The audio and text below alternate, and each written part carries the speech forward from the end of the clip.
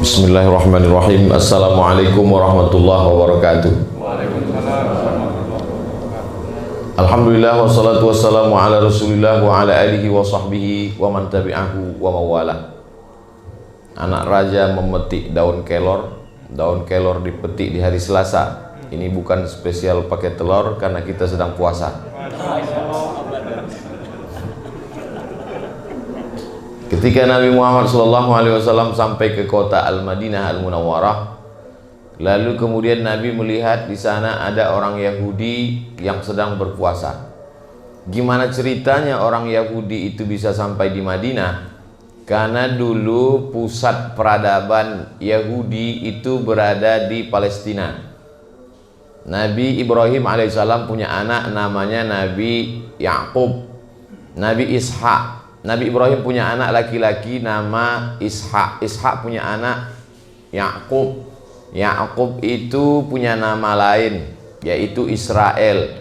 Maka anak cucu keturunan Yakub disebut dengan Bani Israel. Dan mereka punya peradaban di Palestina. Kemudian datang serangan dari Babelonia, bukan Bangka Belitung. Datang serangan dari Babel, Raja Nebukadnezar. Maka hancur leburlah kerajaan Israel ini, dan sebagiannya lari pontang-panting sampai ke kota Makkah Al-Mukarramah, sampai ke kota Al-Madinah. Begitu ceritanya bagaimana orang dari Israel bisa ke Madinah. Lalu kemudian di Madinah ini mereka membuat beberapa komunitas. Di antara komunitas yang besar Bani Nadir, Bani Quraizah, Bani Qainuqa.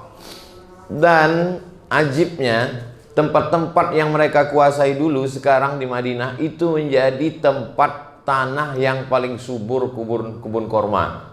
Itu menunjukkan mereka punya kecerdasan yang luar biasa untuk memilih mana lapak tanah tempat bertanam korma. Bani Nadir, Bani Quraizah, Bani Qainuqa. Ada satu lagi Khaybar.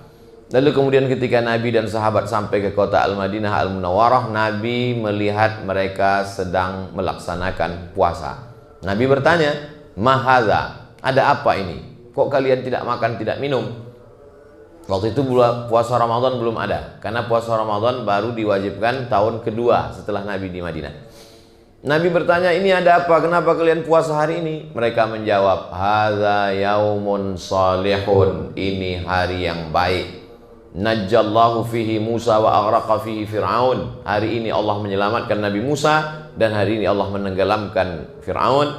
Maka mereka melaksanakan puasa syukran lillah, sebagai ungkapan syukur kepada Allah karena Allah sudah menenggelamkan orang yang zalim dan menyelamatkan orang yang soleh. Apa pelajaran dari sini? Bahwa ketika dalam keadaan sulit sekalipun, ibadah tidak boleh tinggal. Ini kan ceritanya baru hijrah, meninggalkan kampung halaman, tinggal keluarga, tinggal harta benda, menempuh jalan yang panjang 8 hari 8 malam naik onta. Waktu itu dalam kesulitan ekonomi, sedang krisis, tapi tetap beribadah. Ini sekarang banyak orang, sebenarnya saya mau puasa nih Pak Ustadz, mau beribadah. Terus kenapa nggak puasa? Hati saya sedang galau. Justru sedang susah, itulah kita banyak-banyak beribadah. Karena Allah berjanji, "Falya'budu rabb hadzal bait." Banyak-banyaklah kamu beribadah kepada Allah. Kalau kamu banyak beribadah, Allah berjanji dua. At'amahum min ju'. Kalau kamu lapar, kamu dikasih makan. Wa amanahum min khauf. Kalau kamu ada rasa takut, rasa cemas, rasa ngeri, maka Allah akan ganti ketakutan kamu itu dengan amanahum, rasa aman, rasa tentram. Maka rasa cemas terhadap COVID-19, rasa khawatir terhadap virus tidak bisa ditenangkan oleh masker, hand sanitizer, dan lain sebagainya. Tapi yang bisa menenangkannya adalah dengan banyak-banyak beribadah, dalam kurung tetap jaga syarat dan ketentuan berlaku. Makanya saya tetap juga menjaga itu. Nah, lalu kemudian Nabi SAW wa amara bi siyamihi, memerintahkan sahabat untuk melaksanakan puasa, tapi puasanya bukan wajib, sunnah. Tapi kata Nabi, bedakan dengan orang Yahudi. Khaliful Yahud. Banyak sekali hadis tentang Khaliful Yahud.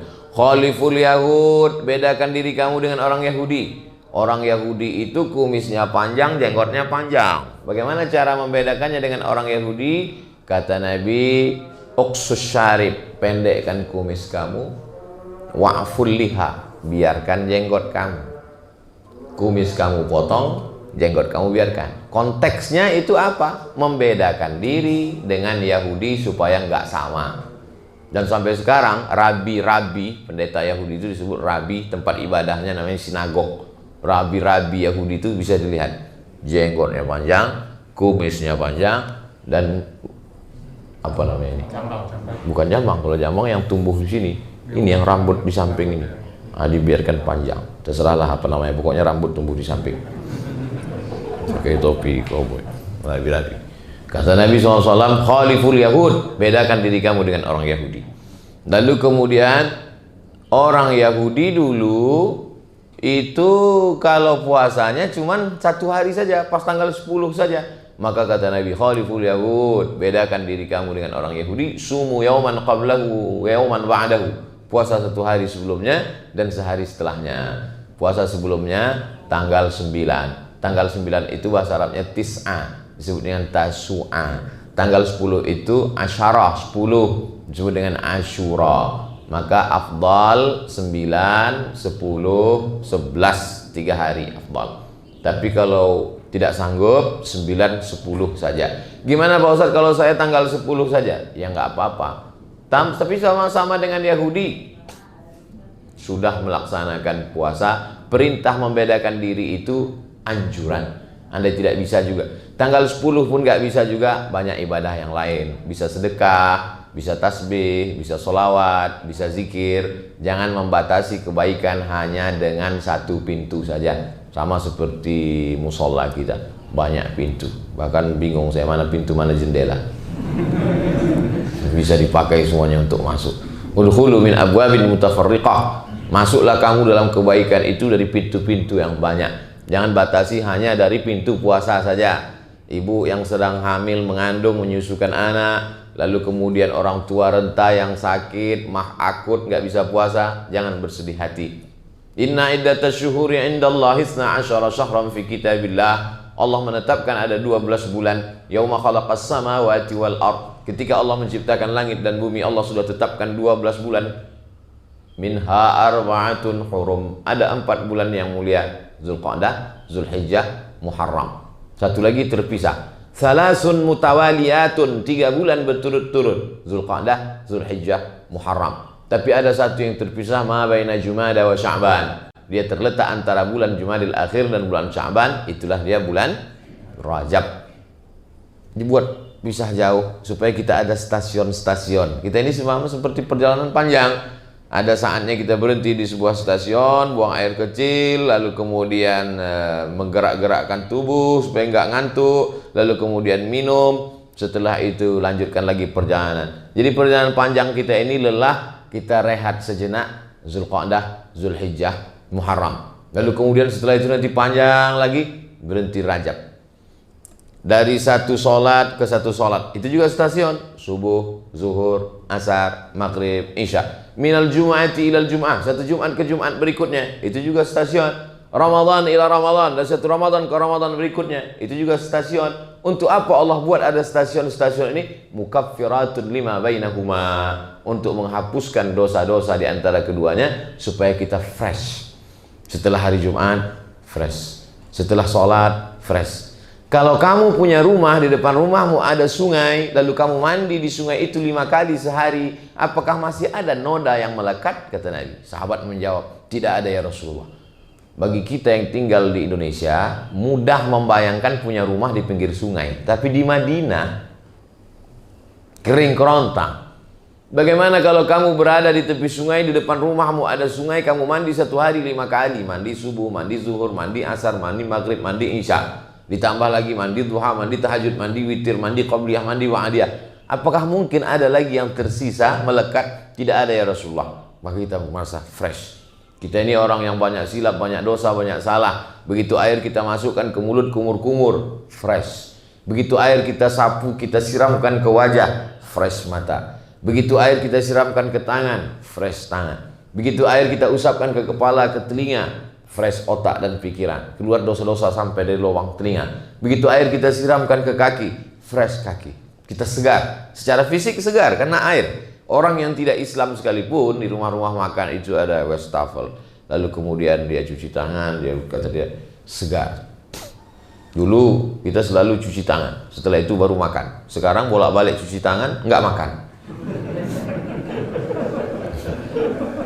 Sekarang orang baru tahu bagaimana itu mukjizat cuci tangan. Sedangkan Nabi Muhammad SAW 14 abad yang lalu sudah mengajarkan kita tentang itu semua. Jadi dengan adanya apa yang sedang kita hadapi ini, semakin memperkuat keyakinan kita bahwa Muhammad SAW bukan manusia biasa, tapi dia adalah, dibacakan dalam surat Al-Kahfi ayat 110, di ujung-ujung tadi dikatakan imam kita, Ananda Qori kita membacakan ayat, Qul innama ana basyarum mithlukum. Katakanlah ya Muhammad, aku basyarum mithlukum. Aku manusia sama seperti kamu. Apa beda kamu dengan aku? Yuha ilayya. Aku dapat wahyu, kamu enggak. Aku dapat wahyu, kamu enggak. Komplain ibu-ibu satu jamaah. Saya juga dapat wahyu Pak Ustaz. Rupanya nama suaminya Pak Wahyu. Ana basyarum mithlukum. Aku manusia sama seperti kamu. Bedanya apa? Yuha ilayya. Aku dapat wahyu, kamu tidak. Yang terlintas di pikiranmu belum tentu wahyu. Bisa jadi dia hanya lintasan pikiran semata. Tapi Nabi Muhammad SAW jelas Jibril datang. Iqra bismi rabbikal ladzi khalaq. Khalaqal insana min 'alaqin. Iqra wa rabbukal akramul ladzi 'allama bil qalam. 'Allamal insana ma lam ya'lam. Oleh sebab itu maka segala permasalahan hidup di dunia sudah dibuatkan acuannya, itulah dia wahyu dari Allah Subhanahu wa taala yang dibacakan Nabi Muhammad SAW, didengar oleh sahabat, dibaca oleh sahabat, didengar oleh tabi'in, dibaca oleh tabi'in, didengar oleh tabi'in, sampailah ke generasi guru-guru, sampailah ke murid dari guru-guru itu, santri-santri, dibaca oleh imam kita tadi dan kita mendengarnya. Bacaan yang sama dibaca oleh Nabi malam Jumat surat Al-Kahfi, itu juga yang dibaca oleh ananda kita tadi. Saya terus terang tadi begitu di awal, Masya Allah ini dibaca surat Al-Kahfi. Kalau sampai selesai jam berapa kita naik sepeda? Rupanya beliau cerdas. Rakaat pertama beliau baca awalnya, rakaat kedua beliau baca ujungnya. Dapat dua-duanya. Makanya kata Nabi, hafallah 10 ayat di awal dan 10 yang terakhir. Kalau sanggup semuanya, alhamdulillah. Man qara'a surat Al-Kahfi yaumal jumu'ati. Siapa yang membaca surat ini hari Jumat, petang Jumat, sore Jumat, malam Jumat, adha'a lahu min nur. Allah berikan dia nur, cahaya. Ma bainal jumu'ataini, sampai Jumat yang akan datang. Ini dari Jumat hari ini tanggal 9 Zulhijjah, tanggal 9 Muharram menuju Jumat berikutnya, kita tidak tahu entah apa yang akan terjadi. Gelap. Orang kalau sudah berjalan di dalam gelap bisa nabrak. Orang tua sangat dikhawatirkan berjalan di gelap, ujung kakinya kena tembok, takut stroke, takut sakit. Anak kecil nggak boleh dalam keadaan gelap. Kalau anak kecil sampai gelap, napasnya sesak. Makanya begitu mati lampu, anak kecil langsung segera hidupkan lampu, hidupkan senter, hidupkan lilin. Begitu juga kita kalau dalam keadaan gelap, tak dapat melihat. Oleh sebab itu bagaimana cara menghilangkan kegelapan ini? Nur. Makanya di antara doa salat tahajud, Allahumma ja'al fi qalbi nura, wa fi sam'i nura, wa fi basari nura, wa an yamini nura, wa an yasari nura, wa an amami nura, wa min khalfi nura, wa min fawqi nura, wa min tahti nura, waj'al li nura. Kita bisa pandang memandang, kita bisa tersenyum walaupun nggak kelihatan. Kita bisa membedakan mana tiang, mana orang, mana pintu, mana jendela. Itu karena nur, cahaya. Oleh sebab itu kita bisa tahu mana hak, mana batil, mana betul, mana salah. Itu karena cahaya. Maka kita meminta bimbingan dapat cahaya dari Allah. Maka kita sedang berada beruntung di bulan mulia, bulan haram. Di hari yang paling mulia, hari Jumat. Di waktu yang paling mulia, waktu subuh. Pada saat momen kemuliaan menjelang Asyura 9-10. Berada di tempat yang paling mulia, rumah Allah, masjid, musholla, bersama orang-orang mulia, ada hati iman Islam di dalamnya. Mudah-mudahan kita selalu mendapatkan kemuliaan-kemuliaan. Berada di tempat orang mulia, bersama orang mulia, mendapatkan kemuliaan. Ada orang amat sangat senang, saking senangnya melihat makam Nabi, secara spontan tangannya memegang dinding makam Nabi. Polisi marah, jangan pegang, nggak boleh. Lalu kemudian ditangkaplah orang ini. Ditangkap karena dianggap sudah melakukan perbuatan tercela karena memegang dinding makam Nabi. Lalu kemudian kepada orang yang nangkap itu diberikan Al-Quran, hadiah. Begitu Al-Quran itu diberikan kepada dia, dia cium Quran. Bapak kok cium kulit kambing? Enggak, saya cium Quran, bukan kulit kambing. Itu yang Bapak cium kulit kambing. Saya bukan cium kulit kambingnya, saya cium isinya. Sampul Qurannya kulit kambing. Yang dicium bukan kulit kambingnya, isinya. Oh, jadi boleh? Iya. Terus tadi saya megang dinding kok nggak boleh? Saya kan bukan megang dindingnya, saya rindu pada orang yang di dalamnya. Kalau gitu Bapak ditangkap juga karena nyium kulit kambing. Saya bukan mau ngajarkan nanti pergi umroh lalu mencium dinding makam Nabi. Kadang kita karena terlalu spontan, akhirnya kita terlarut-larut. Alaila tuhibbu amid dunya wa ma fi tawayaha. Hai Qais, mana yang lebih kau pilih? Dunia beserta isinya atau Laila? Kata Qais, lahu baru ni'aliha ahabbu ilayya wa ashfali balwaha. Dunia beserta isinya, maka debu yang menempel di sendal Laila lebih kucinta daripada dunia beserta isinya. Debu menempel di sendal Laila lebih kucinta daripada dunia dan seisinya. Kalau begitu cinta kepada manusia, apalagi cinta kepada orang yang paling mulia di antara manusia, Nabi Muhammad sallallahu alaihi wasallam. Makanya kadang tidak sedikit dari jamaah itu ketika disebut Sallu ala Nabi, Allahumma salli ala Sayyidina Muhammad, meleleh air matanya. Bapak teringat umroh? Enggak Pak Ustaz, gaji 13 belum turun. Ada kerinduan-kerinduan kita yang sangat mendalam kepada Nabi Muhammad sallallahu alaihi wasallam. Makanya kalau cinta kepada Nabi Muhammad, ikutilah amalan-amalannya. Di antara amalannya ya ini. Yang puasa hari ini baik, yang belum sempat, belum sanggup hari ini ya nggak apa-apa, besok hari Sabtu aja. Ustaz hari ini puasa, insya Allah kalau kuat, kalau sampai. Kalau nggak puasa nggak salah juga, saya kan musafir. Bapak Ibu yang dimuliakan Allah Subhanahu wa Ta'ala. Ibu-ibu nggak ada Pak Ustadz? Ada, mereka nanti nonton, ini diupload. Nanti nggak disapa dia komplain. Yang dimuliakan Allah Subhanahu wa Ta'ala dimanapun berada, siapa di antara kita ini yang paling mulia? Inna akramakum indallahi atqakum. Yang paling mulia adalah yang paling takwa, paling takut kepada Allah. Dalam puasa itu kita dididik betul-betul takut. Makanya paling tidak kita puasa 3 hari, 13, 14, 15. Sanggup lebih banyak daripada 3 hari, 8 hari, Senin, Kemis, Senin, Kemis, Senin, Kemis. Sanggup lagi lebih banyak daripada 8 hari, 15 hari. 1, 3, 5, 7, 9, 11. Yasumu yauman, puasa 1 hari, wa yuftiru yauman, makan 1 hari, puasa 1 hari. Sanggup lagi lebih daripada 15 hari. Puasa paling tinggi namanya puasa dahar. Puasa apa namanya Pak Ustadz? Puasa dahar. Dahar itu kan makan Pak Ustadz. Kumaha atuh dahar? Dahar artinya sepanjang masa. Di antara sahabat Nabi yang puasa sepanjang masa, Abdullah bin Umar bin Khattab, anak Umar bin Khattab. Itu puasanya sepanjang masa. Di antara sahabat Nabi yang panjang puasa sepanjang masa adalah Sayyidah Aisyah, istri Nabi SAW. Setelah Nabi meninggal, Aisyah puasa sepanjang masa. Ikhtilaf di antara ulama. Ada yang mengatakan membolehkan puasa sepanjang masa, ada yang mengatakan nggak boleh. Tapi setelah diteliti, yang mengatakan boleh puasa sepanjang masa kalau tidak ada menimbulkan mudarat, halangan. Seperti Sayyidah Aisyah. Nabi sudah meninggal, dia tidak ada anak, dia tidak ada tanggungan, dia hidupnya untuk beribadah sepanjang masa sampai meninggal di dunia puasa.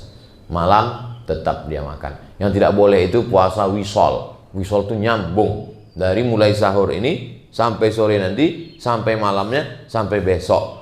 Kebanyakan orang yang puasa begitu bukan la'allakum tattaqun, tapi karena mau nuntut ilmu kebal jalan di atas air. Tuh apalagi jalan di atas air, jembatan banyak. Ayak-ayak wae tuh. Oleh sebab itu kita ini adalah agama yang mengajarkan rasionalitas. Kita berpikir itu untuk apa? Kalau hanya untuk kegaguman orang, banyak cara lain supaya orang kagum. Buatlah sesuatu yang ketika kau mati, maka dia menjadi tinggal yang bermanfaat buat orang banyak. Terus ente jalan di atas air, apa manfaatnya? Selesai, habis, tamat. Oleh sebab itu maka dalam Islam kita diajarkan, buatlah sesuatu yang kira-kira bermanfaat buat orang banyak. Siapa yang paling berguna dalam hidup ini? Anfa'uhum linnas, yang paling bermanfaat buat orang banyak. Ana wa kafilul yatim kahataini fil jannah. Aku dengan orang yang menyantuni anak yatim seperti ini nanti di dalam surga. Seperti ini kata Nabi. Lalu kemudian Nabi menunjukkan dua jari, as-sabbabatu, telunjuk, wal wusta, wa farraja bainahuma, dia jarangkan antara keduanya. Sejarang-jarang-jarangnya paling jauh segini. Begitulah jarak kita dengan Nabi Muhammad SAW. Mudah-mudahan kita dekat jaraknya seperti ini dengan Nabi Muhammad SAW. Mana bisa Pak Ustadz, kita seramai ini mau dekat begini, sesuai sedekahnya masing-masing. Kalau 2000 ya segini lah, 2000. Skala seperti di peta itu, skala 3 km. Itu sesuai skala. Tapi kalau orang-orang yang bersedekah membangun 100 masjid, itu di Sulawesi ada orang kaya bangun 100 masjid. Kemarin saya ketemu lagi di Medan, Ustaz doakan tanah saya laku, insya Allah Pak Haji, saya punya program bangun 99 masjid Pak Ustaz, bangun pondok pesantren gratis. Saya pergi lagi di Kalimantan, itu dia punya 1.700 anak yatim, itu 3 tahun yang lalu. 1 bulan saya dibawa ke dapur melihat telur ayam hampir 1 kontainer, tukang masak 20 ayam, ngelihatnya aja kenyang jadi makan. Saya tanya, ini biaya makannya berapa sebulan Pak Haji? 800 Pak Ustaz. 800 apa? 800 juta. Yang nanggung berapa orang Pak? Hehehe, saya sendiri. Luar biasa, Masya Allah. Inilah yang orang dekat dengan anak yatim. Kita ya sadar-sadar aja lah. Tapi kita mesti punya cita-cita yang luar biasa. Nah, bulan-bulan Muharram, bulan mulia, ini juga bulan mendekatkan diri kepada Allah Subhanahu wa Ta'ala. Bulan yang lain kita dekat, tapi khusus di bulan sama seperti bapak ibu sayang kepada anaknya. Tapi pada saat ada momen-momen penting, sesuatu hari-hari mengenang mereka, itu lebih sayang lagi. Pada hari pembagian rapor, itu masih, zaman sekarang anak-anak masih ada pembagian rapor. Mana tahu semuanya online kan? Sekarang online. Ujian online, rapor online, ilmu pun online. Mati laptop, hilang ilmu. Mati HP, lost contact. Oleh sebab itu maka ini adalah kebaikan-kebaikan. Mudah-mudahan kita senantiasa istiqomah dalam jalan la ilaha illallah Muhammadur Rasulullah sallallahu alaihi wasallam. Di akhir majelis mari kita berdoa kepada Allah. Ala hazihi niyah al-Fatihah. A'udzubillahi minasyaitonir rajim. Bismillahirrahmanirrahim. Alhamdulillahirabbil alamin. Ar-Rahmanir-Rahim, Maliki yaumiddin. Iyyaka na'budu wa iyyaka nasta'in. Ihdinas siratal mustaqim, siratal ladzina an'amta 'alaihim ghairil maghdubi 'alaihim waladdallin. Amin. Allahumma shalli ala sayidina Muhammad wa ala ali sayidina Muhammad.